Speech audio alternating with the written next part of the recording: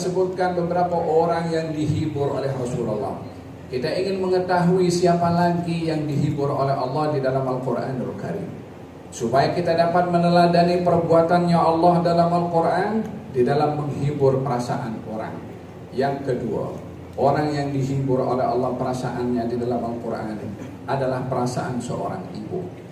Dalam hal ini dikisahkan oleh Allah dalam surat Al-Qasas, ketika diceritakan oleh Allah Subhanahu wa taala tentang Nabi Musa alaihissalam, atau dalam surat Taha juga diceritakan oleh Allah Subhanahu wa taala tentang Nabi Musa alaihi wa ala nabiyina afdhalus salatu wassalam, ketika diletakkan oleh ibunya di kotak dan diletakkan di atas air agar supaya tidak dijumpai oleh tentara-tentara Firaun untuk dibunuh, maka diletakkan dalam peti atau kayu yang tertutup dan diletakkan di atas air yang dengan harapan ada orang yang menjumpainya dan juga dapat selamat anaknya daripada dibunuh oleh tentara-tentara Firaun yang kejam pada waktu itu.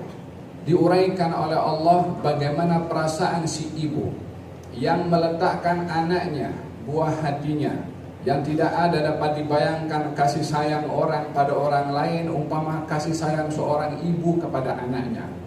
Bagaimanapun kita nak membandingkan kasih sayang antara sesiapapun juga, tiada yang menandingi perasaan ibu kepada anak. La suami kepada istri, wala sebaliknya, wala anak kepada orang tuanya, wala sesiapapun juga yang sama-sama memiliki kasih sayang. Tapi kasih sayang ibu kepada anak menempati nomor 2 setelah kasih sayang Allah kepada hambanya dan Nabi Muhammad kepada umatnya. Oleh sebab yang demikian, di dalam hadis baginda Rasulullah, ketika baginda memberikan perumpamaan tentang kasih sayangnya Allah kepada hamba, kata baginda Rasulullah ketika melihat kepada seorang ibu yang kehilangan anaknya di medan perang. Si ibu risau karena anaknya tak ada di sampingnya. Anak pun juga yang berada jauh daripada ibunya risau karena tak jumpa dengan ibunya. Maka anak yang masih kecil itu nampak ibunya sedang lari ke sana dan ke sini mencarinya.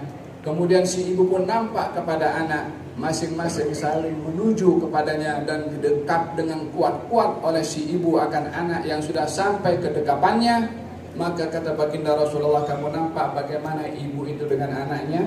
Kata sahabat mengatakan, ya wahai Rasulullah, adakah si ibu itu akan campakkan anaknya ke dalam api? Katanya tidak mungkin wahai Rasulullah.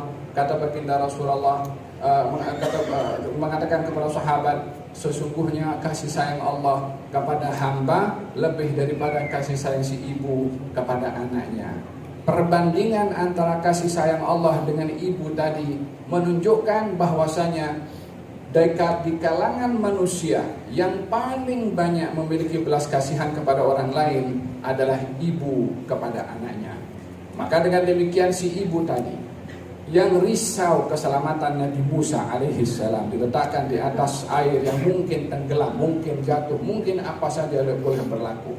Allah Subhanahu wa taala berfirman, kata dalam Al-Quranul Karim, "Farja'naka," kami kembalikan engkau wahai Musa kepada ila ummika kay taqarra ainuha, agar supaya ibu kamu terhibur daripada kerisauannya.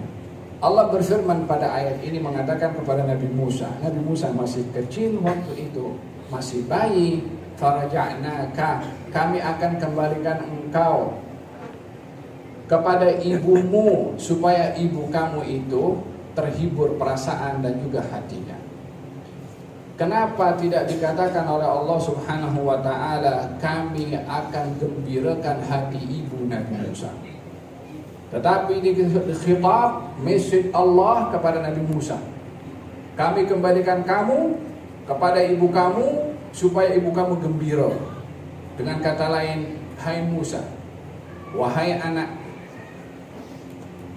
yang lebih utama untuk kamu jaga perasaannya untuk dihibur adalah ibu kamu. Wahai anak, jika Allah Subhanahu wa taala dalam Quran menghibur perasaan seorang ibu sementara dia adalah Tuhan.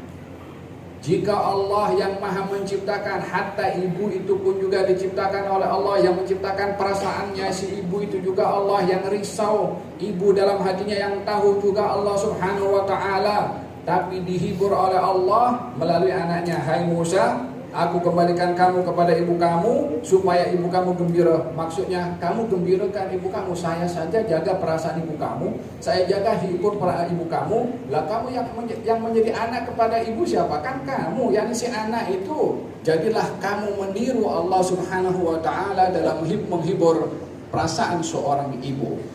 Dengan demikian, di dalam Al-Quranul Karim yang dinyatakan bagaimana nama Allah Al-Jabbar yang maha menghibur, dengan kisah bagaimana menghibur perasaan seorang ibu.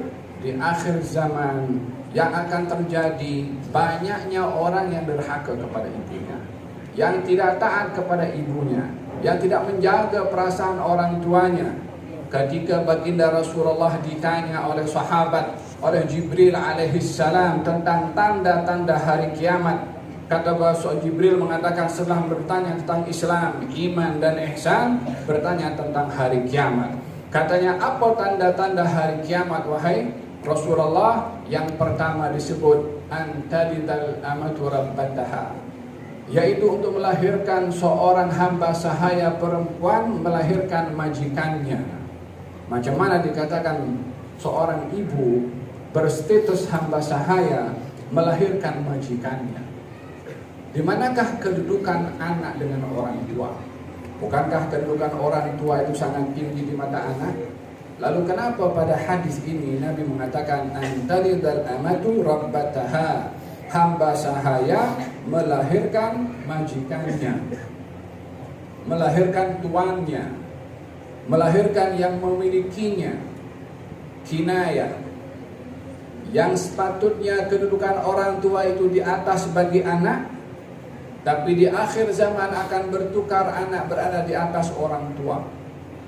Emma dengan tidak mempedulikan, Emma dengan menjadikan orang tuanya macam pekerja, Emma menjadikan orang tuanya sebagai orang-orang suruhan, Emma menjadikan orang tuanya dihardik, Emma menjadikan orang tuanya kelas bawah, dan macam-macam lagi sikap anak kepada orang tua. Kalau ianya tidak menjaga haknya seperti mana ditunjukkan oleh Allah bagaimana menjaga hak orang tua pada ayat tersebut, maka ia adalah menjadi salah satu musibah bagi anak tersebut, karena tidak ada yang lebih utama bagi anak untuk dijaga lebih daripada orang tuanya. Seorang sahabat ketika bertanya kepada Rasulullah tentang orang tua, beliau menjawab dua kalimat, huma jannatuka wa naruka. Kedua orang tua kamu itu imma surga kamu atau neraka kamu, kata baginda Rasulullah sallallahu alaihi wa ala alihi wasallam.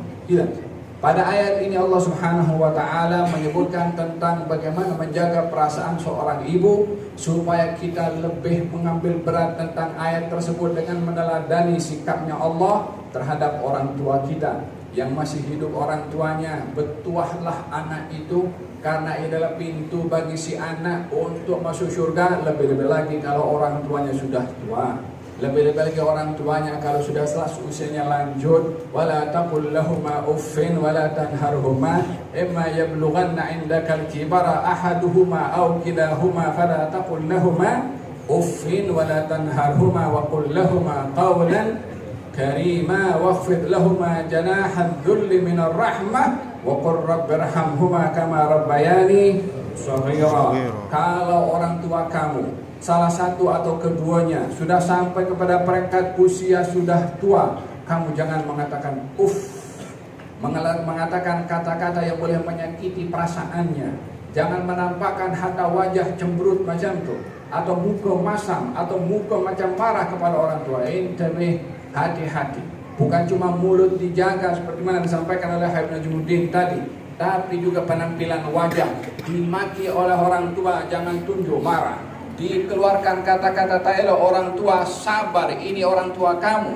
Ini adalah nikmat yang diberikan oleh Allah kepada seseorang setelah nikmatnya Allah Subhanahu wa taala kepadanya adalah nikmatul ijad, diadakan. Siapa yang menjadi sebab kita ada di atas muka bumi ini? Apapun yang dilakukan oleh orang tua, dia sebab keberadaan kita. Kita berjaya dengan kedudukan tertentu, orang tua penyebabnya. Kita pandai, dia penyebabnya. Kita memiliki segala-galanya, dia penyebabnya. Hatta orang tua teruk, hatta dia tak jaga, hatta dia tak mendidik, hatta dia tak bertanggung jawab, itu antara dia dengan Tuhan. Bukan kita menghukum kepada kita punya orang tua.